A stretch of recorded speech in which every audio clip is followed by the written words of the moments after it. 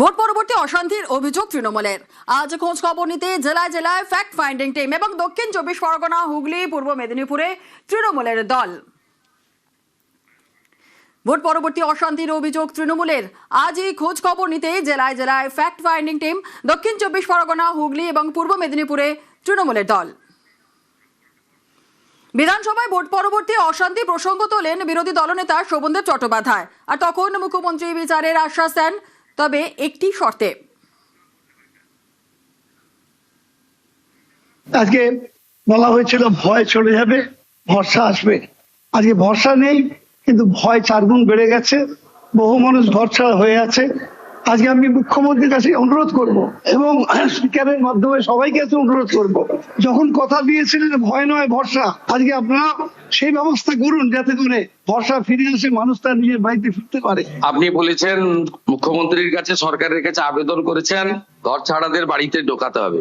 আমার তো ঘর ছাড়া কেউ আছে বলে জানা নেই। যদি কেউ ঘর ছাড়া থাকে, আপনি মাননীয় ডিজিপির কাছে তালিকা দেবেন, কিন্তু শর্ত একটাই, ওই ব্যক্তির বিরুদ্ধে 2021 সালে নির্বাচন পরবর্তী সন্ত্রাসের যে 12,500 এফআইআর হয়েছিল, তার কোনো অভিযোগ নেই।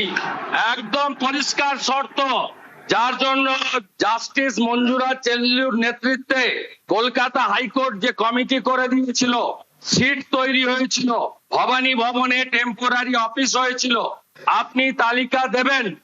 তার মধ্যে যদি সম্মানীয় রাজনৈতিক ব্যক্তিত্ব থাকে যাদের বিরুদ্ধে 2021-এর পোস্টপোল ভায়োলেন্সের অভিযোগ নেই, তাকে সসম্মানে এলাকার বিজেপির বিধায়ক এবং এসপি গিয়ে বাড়িতে ঢুকিয়ে দিয়ে আসবে। আর যদি 2021-এর পোস্টপোল ভায়োলেন্সের অভিযোগ থাকে, তাকে সরাসরি জেলে যেতে হবে। তৃণমূল নেতার বাড়িতে বাংলাদেশি, নেতার বাড়ি থেকে আটক অনুপ্রবেশকারী। বাংলাদেশিকে ধরে পুলিশের হাতে তুলে দিলেন স্থানীয়রাই। হিঙ্গলগঞ্জের ঘটনা আরো একবার আপনাদের জানাই, তৃণমূল নেতার বাড়িতে বাংলাদেশি, নেতার বাড়ি থেকে আটক অনুপ্রবেশকারী। বাংলাদেশিকে ধরে পুলিশের হাতে তুলে দিলেন স্থানীয়রাই। বিস্তারিত জানাবে অনুপম, আমাদের সঙ্গে রয়েছে। অনুপম, তৃণমূল নেতার বাড়িতে যে বাংলাদেশিকে আটক করা হয়েছে এবং সেই বাংলাদেশির পরিচয় কি, কতদিন ধরে এই তৃণমূল নেতার বাড়িতে রয়েছেন, কি জানা যাচ্ছে? হ্যাঁ দেখো, এই যে বাংলাদেশে গ্রেপ্তার হয়েছে তার নাম শহীদুল গাজী, তার বাড়ি বাংলাদেশের সাতক্ষীরা। গত 3 বছর আগে সে বাংলাদেশের ভারত বাংলাদেশের যে সীমান্ত, সেই সীমান্ত পার হয়ে হিঙ্গলগঞ্জের ওপর দিয়ে রাজ্যেরই এক জায়গায় গিয়ে সে পরিযায়ী শ্রমিকের কাজ করছিল এবং তারপরে এই হিঙ্গলগঞ্জের সান্ডেলবিলের যে উপপ্রধান জয়নাল আবেদিন, সে তার সঙ্গে যোগাযোগ করলে শহীদুল গাজীকে সে তার নিজের বাড়িতে নিয়ে আসে এবং তার জয়নাল আবেদিনের বাবা তার নিজের বাবার পরিচয় দিয়ে এই শহীদুল গাজীকে এখানকার ভোটার কার্ড, আধার কার্ড সব তৈরি করে দেয় এবং নিজের যে মাছের বেঞ্চ সেখানে কাজ দেয় এবং সেখানে সে আত্মগোপন করে ছিল এবং গ্রামের মানুষ জানতে পেরে গতকাল রাতে এই শহীদুল গাজীকে ধরে নিয়ে আসে এবং এলাকার মানুষ পুলিশকে খবর দেয় এবং পুলিশের হাতে তুলে দেয়। এই শহীদুল গাজী কিন্তু পরিষ্কারভাবে যেটা জানিয়েছে যে এই টাঙ্গেলগঞ্জ গ্রাম পঞ্চায়েতের উপপ্রধান জয়নাল আবেদিন, তার সাহায্যেই সে এখানে তার কাছেই থাকতো এবং সেই আধার কার্ড, ভোটার কার্ড সবকিছু তৈরি করে দিয়েছে এবং এলাকার মানুষ কিন্তু এই মুহূর্তে কিন্তু এই যে টাঙ্গেলগঞ্জের যে উপপ্রধান জয়নাল আবেদিন, তার কিন্তু কঠোরতম শাস্তি দাবি করছে। তার তৃণমূল নেতার কোন রকম প্রতিক্রিয়া পাওয়া গিয়েছে না? দেখো, সব থেকে বড় ব্যাপার যেটা, এই যে জয়নাল আবেদিনের বিরুদ্ধে বেশ কয়েকদিন আগে রেখা পাত্র একটা অভিযোগ দায়ের করেছিল তাকে হ্যারাসমেন্ট করার জন্য বা তার প্রচারে বাধা দেওয়ার জন্য এবং সেই অভিযোগের ভিত্তিতে জয়নাল আবেদিন গতকালই কিন্তু যখন আদালতে জামিন নিতে যায় তখন কিন্তু তাকে গ্রেপ্তার করেছে বলেই জানতে পেরেছি এবং তার কোনো এই কারণে তার এবং তার পরিবারের কোনো রকম বক্তব্য আমরা পাইনি। কিন্তু এই যে হিঙ্গলগঞ্জের যে তৃণমূলের প্রার্থী ছিলেন, বিধানসভার প্রার্থী ছিলেন আনন্দ সরকার, তার কাছে আমরা যখন যোগাযোগ করেছিলাম তিনি যেটা বলেছেন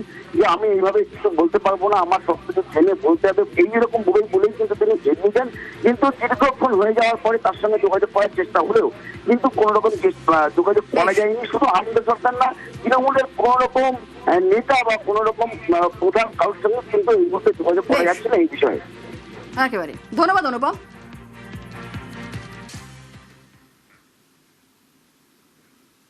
রথিন ঘোষের উত্তরে অসন্তুষ্ট ইডি। রথিন ঘোষকে ফের তলবের প্রস্তুতি শুরু।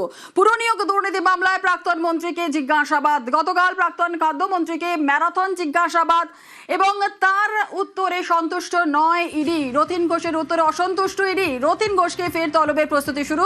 বিস্তারিত জানাবে অনুপ, রয়েছে আমাদের সঙ্গে। অনুপ, প্রাক্তন খাদ্যমন্ত্রী রথিন ঘোষ গতকাল থেকে 10 ঘন্টা প্রায় জিজ্ঞাসাবাদ করা এবং জিজ্ঞাসাবাদে একাধিক তথ্য সম্পর্কে এবং নথি চেয়েছিল। সেই নথি এবং তথ্য যেমন তিনি দিয়েছেন এবং পৌর নিয়োগ যে দুর্নীতি মামলায়, সেক্ষেত্রে তিনি যখন মধ্যমগ্রাম পৌরসভার চেয়ারম্যান ছিলেন এবং সেক্ষেত্রে দেখা যায় 2014 থেকে 2018 এর মধ্যে এই দুর্নীতির অভিযোগ উঠে এসেছিল এবং এই সমস্ত একাধিক বিষয় নিয়ে যখন জিজ্ঞাসাবাদ করা হয়, অয়নশীল সম্পর্কে জিজ্ঞাসাবাদ করা হয়, কিন্তু প্রত্যেকটি উত্তরে সন্তুষ্ট নয় এমনটা কিন্তু স্পষ্ট হচ্ছে। গতকাল যখন রথিন ঘোষ তিনি বেরোন, তিনি কিন্তু স্পষ্ট জানান তিনি যা যা বলেছেন, ইডিকে বলেছেন, সহযোগিতা করেছেন এবং কবে ডাকবে আবার জানাবে। অর্থাৎ সিডির পক্ষ থেকেও এখন দেখা হচ্ছে যে তার যে উত্তর অর্থাৎ জিজ্ঞাসাবাদে পুরোপুরি সন্তুষ্ট নয়। সেই কারণে আগামী সপ্তাহে আবারও তাকে তলব করা হতে পারে এবং তাকে জিজ্ঞাসাবাদ প্রক্রিয়া করে অয়নশীল সম্পর্কে আরো কিছু তথ্য জানতে চাই।